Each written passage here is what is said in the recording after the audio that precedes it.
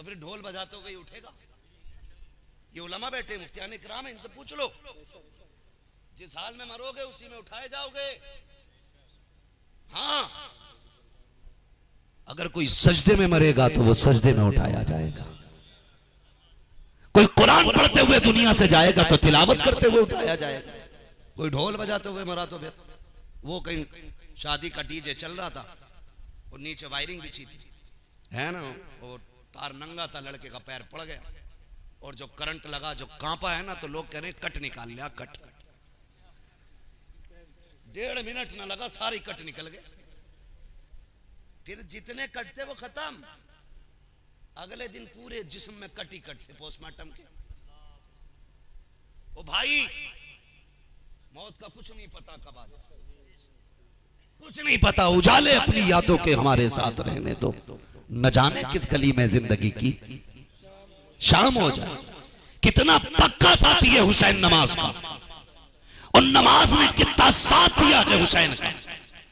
आखिरी सांस तक नमाज ने हुसैन को नहीं छोड़ा, और आखिरी सजदे तक हुसैन ने नमाज को नहीं छोड़ा। हुसैन नमाज के साथ रहे, नमाज हुसैन के साथ रही। ये जितने ढोलक वाले एक टाइम की नहीं पढ़ते। एक जगह ढोल बज रहा, अजान हो रही, मैंने कहा, मैंने खुद का नाम नहीं बताऊंगा, लोग बुरा मान जाते हैं। हवाला चाहिए तो घर आके पूछ लेना, बता दूंगा कहां की बात, ले भी चलूंगा। मैंने कहा यार अदान हो रही, बंद कर ले, तो करे मौलाना कुछ दिन के लिए अदान अपनी कहीं और ले जाओ। ये हो गए हमारे, ये कंडीशन। ओ मेरे भाई कान खोल के सुन, हुसैन नमाज से दूर नहीं, नमाज हुसैन से दूर नहीं। तो हुसैनी वो है जो नमाज के करीब है, सीधी सी बात। हुसैनी वो है जो नमाज के। अच्छा एक बात बताओ, झंडा लगा लो साइकिल का, कहो हम कांग्रेस में, कोई मानेगा? बोलो बोलो यार, जरा बोले, समझ रहे हैं तो मानेगा? झंडा लगा को साइकिल का और तुम कहो बीजेपी में, कोई मानेगा? क्या भाई झंडा समाजवादी का तो पार्टी भी वही होगी। यही तो मसला है ना। कारनामे यजीद के हों और तुम कहो हुसैनी हो, तो कौन बेवकूफ मानेगा? बेशक बेशक। आप सब जानते हैं करबला की शहादत के बाद यजीदियों ने सबके सर काटे, लाशों पे घोड़े दौड़ाए। इब्ने ज़ियाद का हुक्म यह था कि सारे सर मेरे दरबार में पेश किए जाएं, और सबसे ज्यादा हुसैन का सर अहम था। सुनना बहुत बहुत, सबसे आगे नेज़ों पे जो सर थे उसमें हुसैन का सर था। मुझे बताओ, दुनिया जानती और आप भी जानते, जो सरे हुसैन नेज़े पे था तो गला कटने के बाद भी लबों से कुरान की तिलावत हो रही। सुभान अल्लाह, माशाअल्लाह माशाअल्लाह, बहुत खूब। बेशक। वही के नहीं, जिनका अकीदा वही बोले, वरना निकलने यहां से। मुझे शिरमर लहीन वाला एक भी नहीं चाहिए, मुझे जितने चाहिए हुसैन वाले चाहिए। नेज़े पे सरे हुसैन और तिलावत जारी। सरे हुसैन बता रहा था, न कुरान हुसैन से जुदा है, न हुसैन कुरान से जुदा है। जब तक जिंदा रहे हुसैन ने कुरान नहीं छोड़ा। मैं ज़ाहिरी जिंदगी की बात कर रहा हूं, हालांकि सारे शहीद जिंदा, कुरान का ऐलान है, ठीक है जी। जब तक गला कटा नहीं था, मेरा हुसैन कुरान के साथ था। जब गला कट गया तो कुरान हुसैन के साथ हो गया था। तब कुरान हुसैन के साथ। अब सुनो, 72 नेज़ों पे 72 सर, 64 औरतें, 26 बच्चे। कैदियों में सबसे आगे इमाम ज़ैनुल आबिदीन, उनके पीछे सैयदा ज़ैनब, उम्मे रुबाब, शहरबानो। इन तीनों को एक ऊंट पे बांधा गया। बहुत गौर से मेरी बात सुनना। अब मैं बताने लगा हूं, अंदाज़े बयां मेरा बहुत शौक नहीं है, शायद कि उतर जाए तेरे दिल में मेरी बात। अल्लाह चाहता है तो हुसैन की गुफ्तगू हुर के दिल में डाल देता है। और अगर वही मेहरबानी ना करे तो हुजूर कितनी बार तबलीग करें, अबू जहल ईमान नहीं लाता है।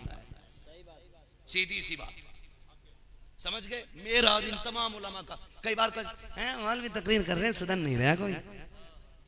चौक में खड़े होके यही कहेगा यूसुफ भाई, कह रहे मौलवी ने बहुत तकरीर करी, एक भी नहीं सुधारा। मौलवी सुधारे कहां से? तू अपने लल्ला को चादर उड़ा के आवा, इमाम की खाट उल्टी करे फजर में। मौलवी हम सुधारेंगे तेरे बच्चों को? क्यों तेरे लल्ला को फजर में सर्दी लग रही है, तू कंबल डाल के आया और ये जिन्नात का बच्चा जिसकी खाट उल्टी कर रहा है। 5 मिनट इमाम लेट हो जाए सर्दी के मौसम में, निकालो जी, चलेगा नहीं। गैरत नहीं आती है?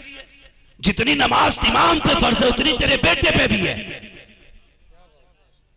मौलवी की गलती तब होगी जब मौलवी ने हक तुम तक पहुंचाया ना हो। जब ये अपना काम कर रहे हैं तो इन्हें जिम्मेदार नहीं ठहराया जा सकता। समझ रहे हैं? इन्हें जिम्मेदार नहीं ठहराया। इन्होंने अपना काम कर दिया ना, तो इनको क्यों कहते भाई ये काम नहीं किया? भैया इससे ये काम नहीं हुआ। नहीं, तो मेरी बात सुनो बहुत गौर से, मैं इसलिए समझा रहा हूं। 72 नेज़ों पे 72 सर, 64 औरतें, 26 बच्चे, कैदी। सबसे आगे नेज़े पे मेरे इमाम का सर, सबसे पीछे वाली सवारी पे सैयदा सकीना। मैं आपको बताने लगा, यजीदियों ने इब्ने ज़ियाद के कहने पे उस लश्कर की इस तरह से तरबियत की थी कि ढोल वाले नए कपड़ों में सबसे आगे रखे थे। अब ढोल वालों की सच्चाई बोल रहा हूं मैं। अब देखें ढोल किधर था। हुसैन तो 10 की जोहर तक था। सुन रहे हैं ना मेरी बात? हुसैन 10 की जोहर पड़ी, मेरे हुसैन ने 10 की। उस वक्त तक ढोल नहीं देखा गया। जब 12 तारीख को ये कैदी बना के ले जाएगा तो सबसे आगे ढोल वाले थे।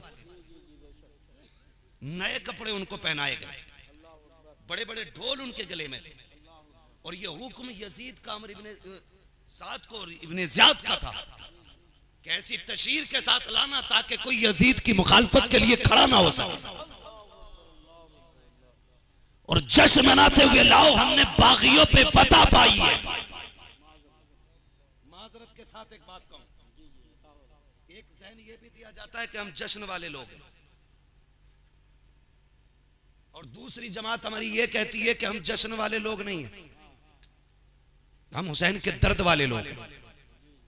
आपसे एक बात अर्ज करना चाहता हूं, रोना मोहब्बत हुसैन में ये राफजियत नहीं है, मातम राफजियत है। हुजूर अपने बेटे आंख में आंसू टप टप गिर रहे हैं। सहाबा ने कहा आका आपने रोने मना किया। फरमाया ये इस वाले रोने को मैंने मना नहीं किया। कहा हुजूर फिर ये कैसा रोना? फरमाया ये मोहब्बत का रोना है। आशिक के सामने जिक्र हुसैन को आंख में आंसू आ जाए तो राफजियत नहीं, ये मोहब्बत है हुसैन। और आप अगर इसे राफजियत कहते हो तो उस शहादत से पहले मेरा नबी रोया, शहादत वाले दिन भी नबी रोए। हजरत उम्मे सलमा वाली रिवायत आप पढ़ें। और पहले की कहानी हजरत इमाम हुसैन पैदा हुए, हुजूर की गोद में जिब्रील मिट्टी लाए करबला की, आपने उम्मे सलमा को दी, हुजूर उस दिन भी रोए। ओ भाई कान खोल के बात सुने, मैं तो कहता हूं ना जश्न कर ना गम कर, तू पक्का हुसैनी बन, हुसैनी बन। 10 तारीख को ना काले कपड़े पहनने और ना आगे खुशी के गोले फोड़ने। 10 तारीख का सूरज निकले तो हर घर से कुरान की तिलावत की आवाज आनी चाहिए। मस्जिद की सफ में पैर रखने जगह ना हो, ताकि दुनिया को यह पता चल जाए आज जिसका 10वां दिन है, ना वो ढोल वाला था, ना वो बाजे वाला था, या तो कुरान वाला था, या वो मस्जिद में नमाज पढ़ने वाला। नारे तकबीर, नारे रिसाला, नारे हैदरी, नारे गौसियत, मसलके आला हजरत, फैजान आला हजरत, फैजान हुजूर मुफ्ती आज़म हिंद, फैजान ख्वाजा गरीब नवाज, फैजान हुजूर साबिर पाक, फैजान हुजूर मखदूम सिमना, हजरत अल्लामा मुफ्ती हम्माद रज़ा साहिब क़िबला। सुभान अल्लाह। सबसे आगे ढोल वाले, उनके पीछे शहीदों के सर, उनके पीछे खानवादे नबविया की शहजादियां, उनके पीछे बाकी के कैदी। तवज्जो कीजिए, बात बयान करने लगा, ढोलक भी समझे। एक बस्ती से जब ये काफिला गुजरने लगा, है तवज्जो, चलूं आगे। जब काफिला गुजरने लगा एक बस्ती से ना, एक नाबीना खड़े होकर भीख मांग रहा था। उसके साथ एक बच्चा था जिसकी उंगली पकड़ के वो आता था। उसने ढोल की आवाज सुनी ना, तो उसने कहा लगता है बेटे कोई बारात आ रही है। जब दूल्हा करीब आ जाए तो मुझे इशारा करना, मैं उस वक्त भीख मांगूंगा। इसलिए कि अगर दूल्हा के सामने उसके प्यारों का वास्ता दो तो फिर वो खाली नहीं लौटाता है। बच्चे ने कहा ठीक है बाबा। बच्चे ने जब देखा ना, सबसे पहले ढोल वाले मोड़ पे आगे मुड़े। बच्चे ने कहा अब्बा जी लगता है बारात बड़ी तगड़ी है। ढोल भी बड़े हैं, कपड़े भी कीमती पहन रखे हैं ढोल वालों ने। लेकिन बाप ने फिर कहा बेटे जब दूल्हा आए तो बताना। अब जैसे ढोल वाले खत्म हुए, बच्चे की निगाह पड़ी नेज़े पे रखा हुआ सर। बच्चे ने यह मंजर कभी नहीं देखा था। बच्चा होश खो बैठा, यानी वो ये भूल गया मुझे करना क्या है। बच्चे ने सोचा करना क्या। वो सरों को देखता रहा। वो तब तक तो खड़ा रहा जब तक जवानों के सर आए, लेकिन जब 6 माह के असगर का सर देखा तो बच्चा गिर गया। उसने खुद को संभाला। जब तक सर सामने रखा, बच्चे के दिमाग ने काम नहीं किया। सर आगे बढ़ गया। पीछे सैयदा ज़ैनब की सवारी थी। उसने फिर उठने के लिए अपने बूढ़े का दामन थामा। उस अंधे ने यह समझा शायद दूल्हा की सवारी आ गई। उसने कहा जाने वालों अपने प्यारों का सदका दे के जाओ, अपने प्यारों का सदका दे के जाओ। उसके बाद उसने सोचा ये गली मुसलमानों के शहर की है। कहो जाने वालों तुम्हें अली का वास्ता, तुम्हें नबी का वास्ता। जैसे अली का नाम आया है, सैयदा ज़ैनब की सवारी रुक जाती है। फूफी अम्मी फिजा कहा क्या बात है, आज बड़े दिनों के बाद हमने किसी के मुंह से अपने बाप का नाम सुना है, अपने नाना का नाम सुना है। इससे कह दीजिए एक बार और मेरे बाप का नाम दे दे। आज गरीबुल वतनी में बाप का नाम बड़ा सहारा लग रहा है। आपने फिर से कहा कि मेरे बाप का नाम ले। उसने फिर कहा अली का सदका दो, नबी का सदका दो। 3 मरतबा ये कहा। उसके बाद आपने बच्चे को बुलाया, कहा बेटे क्या चाहिए? कहा इतना तो दे दो जिससे गुजारा हो जाए, बड़े घर के लगते हो। आपने फरमाया सुनो, वो जो बच्ची बैठी है 7 साल की, उसकी सवारी के पैर के निशान की मिट्टी हटा ले, खुदा तेरी जरूरत पूरी कर देगा। बच्चे ने बूढ़े का हाथ पकड़ा, तोड़ लगा दी। बाप ने कहा था बेटे किधर जा रहा है? कहा पता मिल गया है। जाके सैयदा सकीना की सवारी के पैर की मिट्टी हटाई, सोने का ढेर निकल आया। कहा काम बन गया है, इतना मिल गया है, आज के बाद मांगना नहीं पड़ेगा। कहा किसने दिया है? कहा ये जो सवारी पे बैठ के खातून गई है, ये पता उसने बताया था। बाप ने कहा सोना छोड़ दे, मुझे उस शहजादी के पास ले चल जिसने ये बताया है। कहा किस लिए? कहा तू नहीं जानता है, ये जो गुजर के गई है या तो नबी की शहजादी गई है या अली की शहजादी गई। सुभान अल्लाह।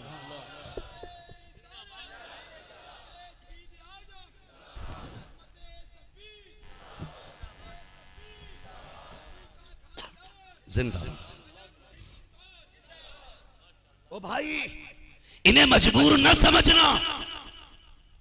ये कमजोर नहीं थे, ये खुदा के फैसलों पर राजी थे, ये खुदा की मर्जी पर राजी थे। तुम नहीं जानते हो, खुदा की कसम आंखें खुल जाती है। काफिला चलता रहा। बेटी के लिए मुश्किल होता है बाप का जनाजा देखना, मुश्किल होता है बाप का जनाजा देखना। और कई बार तो जनाजे ऐसे भी देखें कि बेटियां दौड़ जाती हैं जनाजों के पीछे, हमारे बाप के साथ हमें भी दफन कर दो। इसलिए कि बाप मजदूर ही क्यों ना हो, लेकिन बाप के लिए एक बादशाह, बच्चियों के लिए एक बादशाह की हैसियत रखता है। ये बाप और बेटी का रिश्ता होता है। और खुदा की कसम भाइयों से बड़े गहरे रिश्ते बहनों के होते हैं। जिस सवारी पे सैयदा सकीना बैठी है, उस सवारी पे बैठ करके ना सरों के भीड़ में कभी कभी इमाम हुसैन का चेहरा नजर आता था और कभी कभी हजरत अली असगर का चेहरा दिखता था। हजरत सकीना को जब ये सर दिखते थे तो चीख निकल जाती थी। कई दिन की प्यास भी है, भूख भी है, शिद्दत है। खुदा की कसम जब आप चीखती ना तो यजीदी आपको डांटते। आज मैं कहता हूं खुदा की कसम, कोई मेरी बेटी को मेरे सामने डांट दे, किसी की बेटी को भी किसी के सामने कोई डांट दे, बाप बर्दाश्त नहीं करेगा। ये किन को डांटा जा रहा है? जिनके नाना की दी हुई सल्तनत आज 64 लाख मुरब्बा मील पर फैल चुकी थी। 22 से 64 लाख हो चुकी है इस्लामी सल्तनत। वो अपनी ही सल्तनत के अंदर इस तरह से सताए गए। सैयदा सकीना की चीख निकल जाती, बहुत रोका जाता। एक बार जब हजरत अली असगर के चेहरे पे निगाह पड़ी, चीख निकल गई। एक यजीदी ने आपका बाजू पकड़ के धक्का झटका दिया ना तो ताकत नहीं बची थी। 7 साल की बच्ची की उम्र क्या होती है? एक दुख, फिर सफर, परदेश और फिर अपनों के सामने लाशों के रखे हुए सर। मुश्किल था।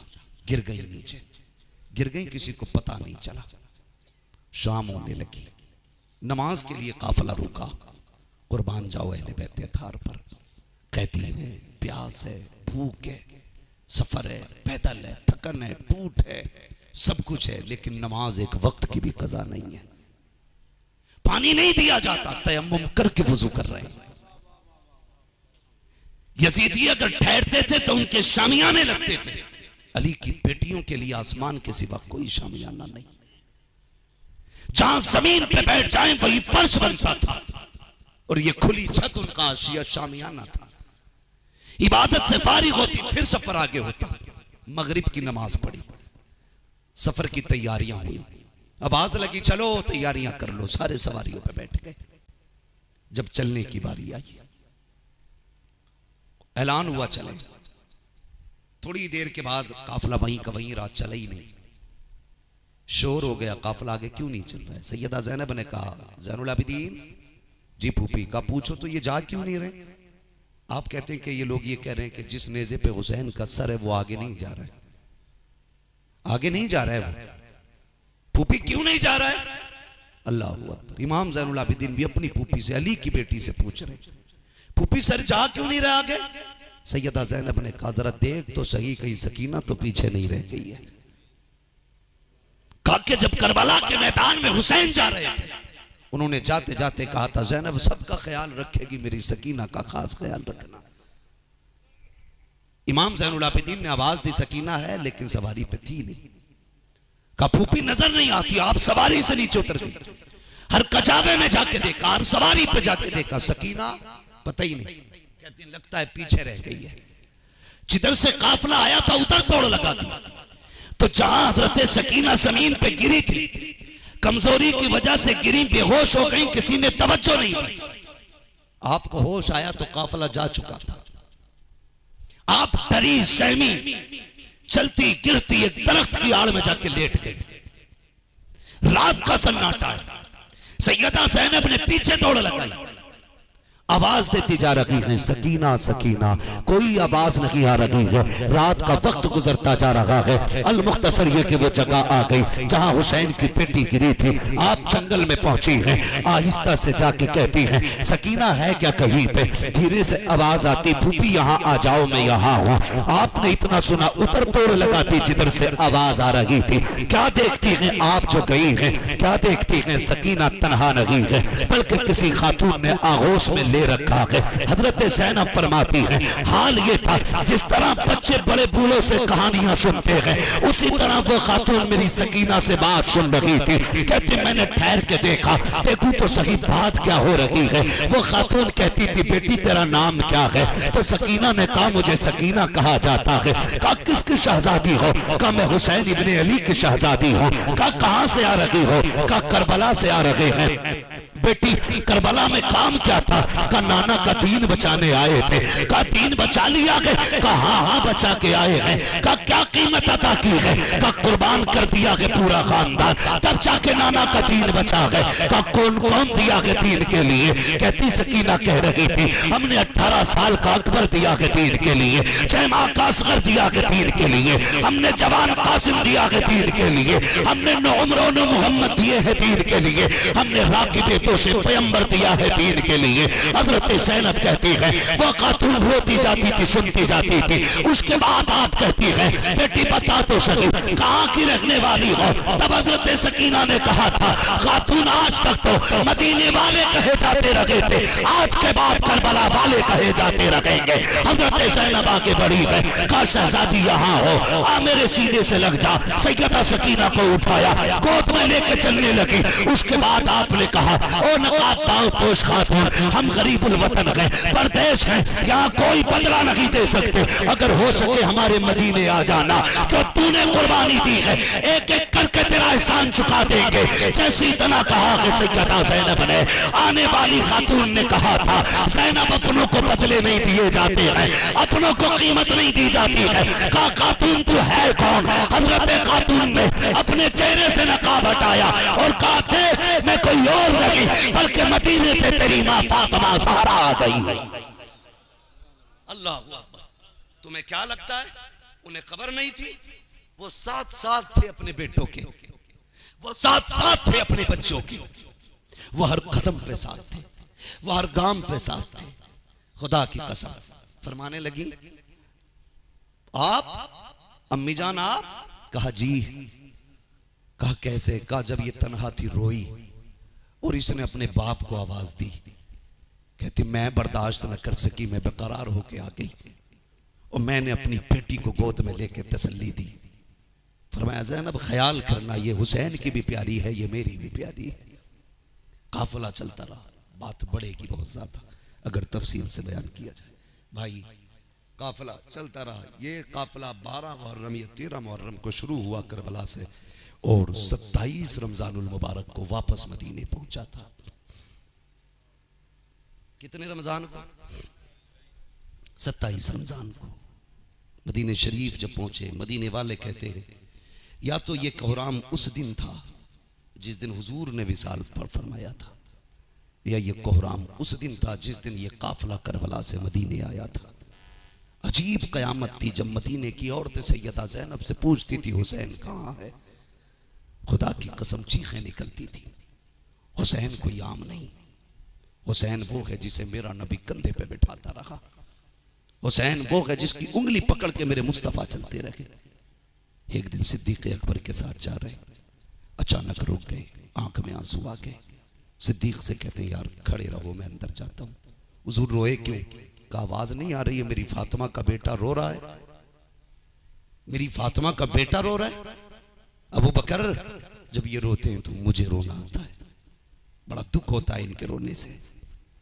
खुदा की कसम जिनके आंसुओं से इतनी तकलीफ महबूब को होती हो, जब उसके गले पे खंजर चला होगा मेरे महबूब के दिल पे क्या गुजरी होगी। और हम उस दिन भी ढोलक लेके खड़े हो जाते, उस दिन भी ताशे लेके खड़े हो जाते। नहीं मेरे भाई, मेरे नौजवान, मेरे आका के प्यारे उम्मतियों, मुस्तफा के लाडलों, मैं आपसे इतना कहूंगा ये हमारा तरीका नहीं है। हमारा तरीका ये अल्लाह ने तौफीक दी है तो लगा स्टॉल बाहर पानी का, पिला खड़ा करके रोक रोक के पिला पानी एक एक प्यासे को। अल्लाह ने दिया है मुट्ठी बंद करके गरीबों पे खर्च कर, ताकि दुनिया को ये पता चले 10 मुहर्रम को वो नहीं गया था जो मजबूर था, वो गया था जो कौशल का भी मालिक था और दुनिया के नहरों का भी मालिक। ये हमारा तरीका होना चाहिए। बंद करो ये तमाशे, ये शैतानी फितरतें हमें दूर कर रही हैं हमारे इमाम वाली मकाम से। कई चीजों में मामले में सख्ती आई है। किसी ने ये कह दिया मुतलकन ताजिया हराम है, तो उसको लेकर के हमारी कौम में झगड़े हो गए। किसी ने ये कह दिया कि नहीं नहीं ढोलक भी चाहिए, तमाशा है कोई। भाई सुने, मुतलकन ताजिए की ममानात नहीं है। आपको अल्लाह तौफीक दे मेरे इमाम के रोजे का नक्शा बनाए, उसको एक ही जगह पे रखा रहने दे, सारे लोग चल चल के उसकी जियारत के लिए जाएं। एक बात बताओ, अगर पीर किसी से मिलना जाए, चल के पीर किसी की जियारत करने जाए, और एक ये कि मुरीद चल के पीर की जियारत करने जाए, बड़ी बात कौन सी है? जो खुद चल के पीर के पास जाया जाए, ये बड़ी बात है ना। और पीर को बैठा के खाट पे गांव में घुमाया जाए, ये तो बड़ी बात नहीं है। मैं तो इसको छिनरेबाजी समझता हूं, है कि नहीं? मैं इसको ठलुएबाजी समझता हूं। एक जगह रखो नक्शा इमाम के रोजे का और ऐलान कर दो, आओ करबला की याद ताजा करें, आओ करबला की याद ताजा करें, उसे देखो और नजरों में बसाओ मेरे इमाम का चेहरा। फिर अल्लाह से अपने लिए मांगो हुजूर के बेटों की खैरात। खुदा की कसम ये इतने बड़े सखी हैं, कौन देता है देने को मुंह चाहिए, देने वाला है सच्चा हमारा नबी। इनकी सखावत, कुर्बान जाओ इनकी सखावत पे, बात बढ़ जाएगी। बस आखिरी बात यूं सुन ले मेरी, मुझे बस इतना बता दें, हमारी बस्ती में तो कोई इस तरह का तमाशा नहीं करते, आप लोग नहीं करते ना। अल्लाह सलामत रखें। आज वादा करें कि अगर कहीं होता भी होगा तो इंशाअल्लाह शरीक नहीं होंगे। वादा करें, सारे हाथ उठा के वादा करें, इंशाअल्लाह शरीक नहीं होंगे ना मेरे भाई। मरना है यार, मरना है। मौत से बड़ी सच्चाई कुछ नहीं, मौत से बड़ी सच्चाई कुछ नहीं है। पंडित को भी आनी है, मौलवी को भी आनी है, किसान को भी आनी है, जमींदार को भी आनी है। ऐसी मौत न मर के जा कि लोग तू तू करें और कहें अच्छा हुआ मर गया। शराब पीता था, ढोलक बजाता था, ऐसी जिंदगी जी के जा ताकि लोग तुझे हसरत से देखने के लिए आए। ऐसी जिंदगी वालों को ना देखा हो तो याद करो ताज शरिया के जनाजे को। कोई बादशाह का बेटा नहीं है, ताजदार का बेटा नहीं है, आधी दुनिया या एक दुनिया का मालिक नहीं है, सिर्फ बरेली के अहमद रजा का शहजादा है। लेकिन हर कोई चाहता था उसके जनाजे में शरीक होना। वजह क्या थी? उसने पूरी जिंदगी मुस्तफा की अजमतों पे पहरे दिए थे। कौम ने ये कहा तू अगर मुस्तफा का हो गया है तो हमारे सर का ताज हो गया है। सुभान अल्लाह, माशाअल्लाह, माशाअल्लाह। बहुत अगर मरो तो ढोलक वाले ना कहे जाओ, मरो तो ताशे वाले ना कहे जाओ, मरो तो पिपैये वाले बाजे वाले ना कहे जाओ। ऐसी जिंदगी जी के जाओ। अगर मरो कफन में लिपटे हो, तुम्हारा जनाजा जा रहा हो, किसी से पूछा जाए कौन जा रहा है, कोई बताए या ना बताए, तेरा कफन कहने लग जाए लहद में इश्क रुखे शह का दाग लेके चले, अंधेरी रात सुनी थी चराग लेके चले, तेरे गुलामों का नक्शे कदम है राह खुदा, वो क्या भटक सके जो ये सुराग लेके चले। सुभान अल्लाह, सुभान अल्लाह, माशाअल्लाह। साबिरीन, अल्लाह सब्र करने वालों के साथ है। कहते हैं सब्र करने वालों के साथ था तो फिर ये शहादतें क्यों हुई? मैंने कहा साथ होने का मतलब ये नहीं कि तलवार की धार तेज हो जाए। साथ होने का मतलब यह है हुसैन तेरा सर कट जाएगा लेकिन तेरी फिक्र कयामत तक जिंदा रखेगी। हुसैन तो खानदान लौटा देगा। जब हम साथ हैं ना तो कायनात में कोई यजीद नजर नहीं आएगा, दुनिया के चप्पे चप्पे पे तेरा बेटा नजर आएगा। कोई कहेगा इमाम जाफर का बेटा हूं, कोई कहेगा इमाम सादिक का बेटा हूं, कोई कहेगा इमाम बाकिर का बेटा हूं, कोई कहेगा इमाम ज़ैनुल आबिदीन का बेटा हूं, कोई कहेगा हसनी सैयद हूं, कोई कहेगा हुसैनी सैयद हूं। महबूब तेरी नस्ल में इतनी बरकत करेंगे जब तक कायनात चलती रहेगी, तेरी नस्ल भी जमाने में चलती रहेगी। ये हकीकत है। काटने वाले मिट गए, कटने वाले बाकी हैं, कटने वाले बाकी हैं। बस जो हुए गलत उनको माफ फरमाए रब्बे कायनात। जिंदगी ने दिया साथ, फिर होगी मुलाकात, चमन रहा फूल खिलेंगे, जिंदगी रही फिर मिलेंगे। मुसाफिर हैं हम भी, मुसाफिर हो तुम भी, किसी मोड़ पर फिर मुलाकात होगी। फकीरान आए सदा कर चले, सदा खुश रहो ये दुआ कर चले। सारे लोग कलमा शरीफ पढ़ने, ला इलाहा इल्लल्लाहु मुहम्मदुर रसूलुल्लाह। अपनी बात कहने से पहले मेरी बात सुन लें। मैंने आपसे पहले कहा था मैं 1 घंटा बोल पाऊंगा, और मेरे भाई नाराज ना हो क्योंकि आपको यहीं रहना है। मुझे अभी यहाँ से निकल के इलाहाबाद के लिए गाड़ी पकड़ के निकलना है। हमें रोज़ का सफ़र करना है। एक लिमिट रहती है गुफ्तगू की 1 घंटे की। मैंने इतना अच्छे लोग देखे तो लगभग 1.5 घंटे गुफ्तगू कर ली है। अल्लाह आपको सलामत रखे, आपकी मोहब्बतों को अल्लाह सलामत रखे। ये आपका प्यार है, ये मोहब्बतें। जलसा बहुत चल गया आगे। मज़ा तो तब है कि जब जलसे में आने वाले सुबह फजर की नमाज भी पढ़ लें। ये सबसे ज़्यादा ज़रूरी है। पता चले आप 2 बजे जलसा ख़त्म करें और फिर 8 बजे सो के उठे, भाई मज़ा आ गया, रात हुसैन की महफिल में थे। वो तो कहेंगे हमने आखिरी सजदा तक, आखिरी सांस तक नहीं छोड़ा। तू एक रात जलसा करके 3 दिन सो रहा है टांगे फैला के। तो मेरे भाई थोड़ा सा ये भी ख्याल करें। उलमा इकराम की निगरानी में, मुफ्तियान इकराम की निगरानी में बहुत अच्छे वक्त से आपका प्रोग्राम, बाखुदा कह रहा हूँ मैं, यूसुफ भाई जानते हैं, डॉक्टरों ने मुझे मना कर रखा, 40 मिनट से ज़्यादा बोलने के लिए मेरे लिए मना किया, लेकिन कुर्बान जाऊँ बिलग्राम वाले ताजदार की, जब से उनकी निगाह पड़ी है मैं 1.5 घंटा भी बोल लेता हूँ, 1 घंटा भी बोल लेता हूँ, और जब से उन्होंने नज़र की अभी तक मैंने कोई गोली नहीं खाई है। और खा भी कैसे सकते हैं, दवाए दर्द-ए-सियां पंजतन के दर से मिलती है, जमाने में यही मशहूर हैं दारुश शिफा वाले। ये नारा हुर्का था जिस वक्त फौजे शाम से निकला कि देखो यूं निकलते हैं जहन्नम से खुदा वाले। हुसैन इब्ने अली की क्या मदद कर सकता था कोई, वो थे मुश्किल कुशा और थे मुश्किल कुशा वाले। बस भाई इसी पे इक्तफा करें, अल्लाह ने जिंदगी दी तो फिर बुलाना मेरे भाई, फिर इंशाल्लाह डट के बात होगी। करबला वालों की बात इंशाल्लाह इतनी मुख्तसर नहीं है जो एक रात में पूरी हो जाए। हाँ, मैं जामनगर गुजरात में 10-10 दिन लगातार बोलता हूँ, तब भी बातें ख़त्म नहीं होती हैं। बातें ख़त्म भी कैसे हो सकती हैं, उनका बेटा है जिनके बारे में मेरे इमाम ने कहा, लेकिन रज़ा ने ख़त्म सुखन इस पे कर दिया, खालिक का बंदा खल्क का आका कहूँ तुझे। इसी में एक शेर है, कह लेगी सब कुछ उनके सना खां की खामोशी, चुप हो रहा है कह के मैं क्या क्या कहूँ तुझे। हाँ जी, बस सारे लोग एक बार कलमा शरीफ पढ़ लें, ला इलाहा, और जोर से ला इलाहा। किसी के दिल शक नहीं हो तो माजरत चाहता हूँ, कुछ लोग अभी भी मुझे गुस्से से देख रहे, यकीन करें तकरीबन रमज़ान तक फुर्सत नहीं है, रोज़ बोलना है, कितनी एनर्जी लगती है बोलने में, ये हम ही लोग समझते हैं। बस अल्लाह आपको सलामत रखे, आपकी दुआएं साथ रहती हैं, रोज़ बोलते हैं और ऐसी खुल के बोलते हैं। मेरी तो दुआ अल्लाह ऐसी अच्छा मजमा रोज़ अता कर दिया करे, रोज़ 1.5 घंटा सलीम भाई, है ना? तो नाराज तो नहीं है ना? हुजूर के बेटे की महफिल है, नाराज ना होना, नाराज ना होना। बस सारे कलमा शरीफ पढ़ लें, ला इलाहा इल्लल्लाहु मुहम्मदुर रसूलुल्लाह व मा अलैना इल्लल बलाग, अस्तगफिरुल्लाह रब्बी मिन कुल्ली ज़ंबिन व अतूबु इलैह।